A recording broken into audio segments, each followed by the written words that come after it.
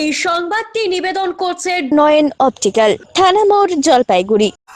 কয়েক দশক পেরিয়ে ফের এবার স্কুলে এসে আবেগে ভাসলেন প্রাক্তনীরা। উপলক্ষ ছিল ডুয়ার্সের অন্যতম প্রাচীন ওদলাবাড়ি উচ্চ মাধ্যমিক স্কুলের ৭৫তম বর্ষ উদযাপনের সমাপ্তি উৎসব। আজ আবার দিনটি নির্দিষ্ট ছিল প্রাক্তনীদের পুনর্মিলন উৎসব আয়োজনে, যে অনুষ্ঠানে যোগ দিতে কলকাতা, দিল্লি, মুম্বাই, বেঙ্গালুরু ও উত্তরবঙ্গের বিভিন্ন প্রান্ত তো বটেই, এমনকি মার্কিন মুলুকের ওয়াশিংটন থেকেও স্কুলে এসেছিলেন প্রাক্তনীরা।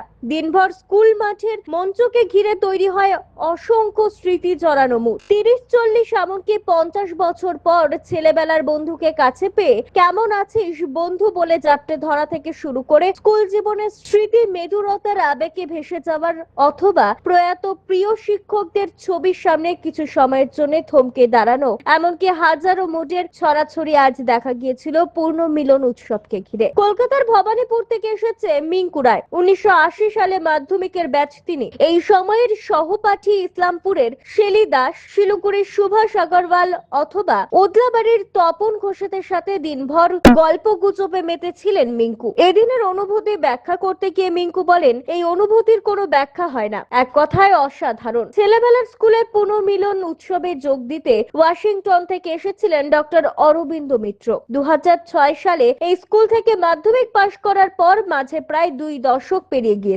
স্কুলের চেহারাতেও এসেছে বাহ্যিক পরিবর্তন। তবু স্কুলে ঢুকতেই অনুসন্ধিত সুচোখে ক্লাসরুমের পছন্দের বেঞ্চে বসে যেন ২ দণ্ডের জন্য হলেও নিজেদের ছাত্র জীবনে ফিরে গেছিলাম অরিন্দম। ২ দিন ধরে চলবে এই উৎসব। গতকাল বিধানপল্লী ময়দানে সাংস্কৃতিক মঞ্চে অনুষ্ঠান পরিবেশন করেন জি সারেগামাপার ২০২৩-এর চ্যাম্পিয়ন অ্যালবার্ট কাবো। তবে এদিন সবার আগে প্রদীপ প্রজ্বলনের মাধ্যমে অনুষ্ঠানের সূচনা করেন আদিবাসী উন্নয়ন দপ্তরের মন্ত্রী বুলুচিক বড়াই। ছিলেন বিডিও রশ্মিদীপ্ত বিশ্বাস, প্রধান মৌমিতা ঘোষ, বিভিন্ন স্কুলের শিক্ষক শিক্ষিকা থেকে শুরু করে গুণীজনেরা। মন্ত্রী বলেন, যেসব স্কুল ছাত্রছাত্রীরা স্কুল ছেড়ে বিগত দিনে বিভিন্ন জায়গায় কর্মসূত্রে চলে গিয়েছেন, এদিন সবাই আবার স্কুলে এসে সবার সাথে আলাপচারিতায় মেতে ওঠেন। এইভাবে বন্ধু বান্ধবকে কাছে পেয়ে খুশি সবাই। আমার এই দৃশ্য দেখে ভালো লাগছে, এর জন্য স্কুল কর্তৃপক্ষকে ধন্যবাদ জানাই।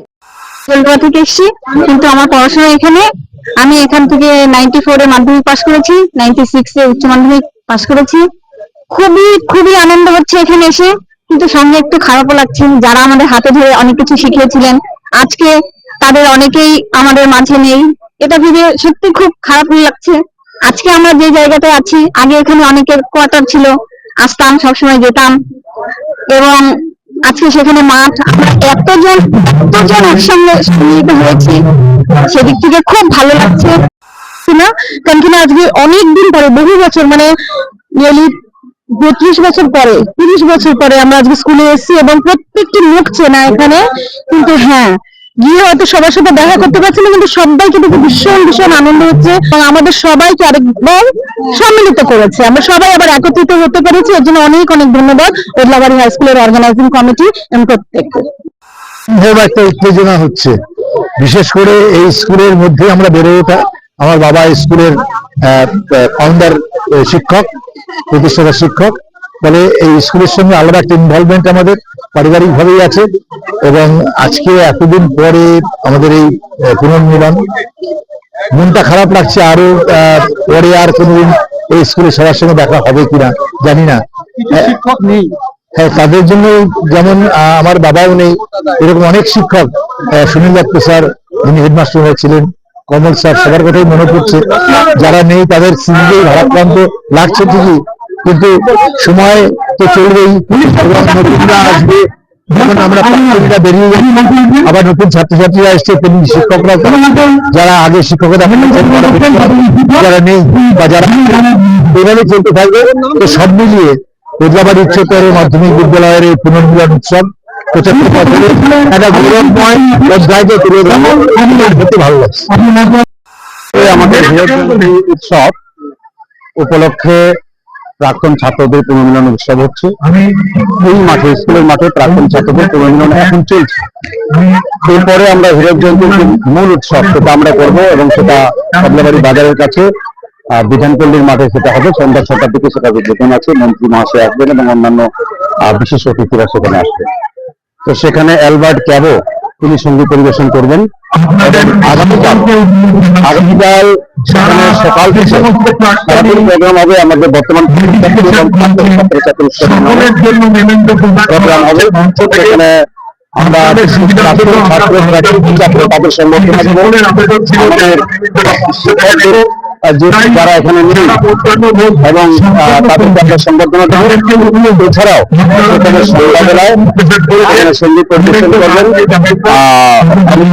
বলিউড আছে শিল্পী সেখানে আসবেন, বিনোদ রাঠোর আসবেন।